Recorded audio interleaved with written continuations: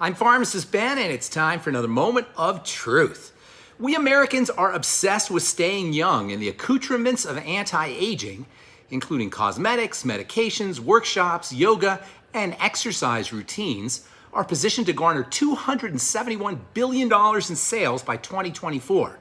Over the past few years, a radical new youth-promoting protocol has started to attract attention.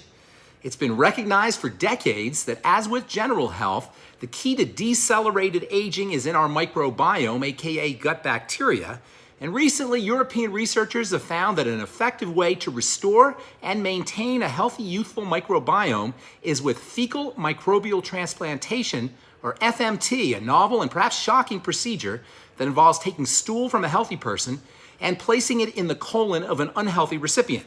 First practiced by the ancient Chinese, who called fecal transplants yellow soup, FMT, still considered an experimental treatment by the FDA, can be performed via colonoscopy or enema. Writing in an article in the journal Nature Medicine, researchers found that when bacteria from the droppings of healthy mice were put into the guts of elderly ones, within weeks, signs of aging began to slow down. The older mice stopped losing weight, had improved blood sugar markers, and lived 15% longer than untreated mice. And that's not all.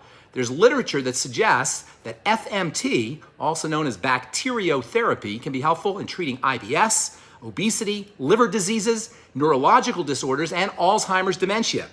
If you're interested in learning more about fecal transplantation or having one performed by a doctor or even doing one at home, there's lots of good FMT information on the Healthy Home Economist website, www.healthyhomeeconomist.com.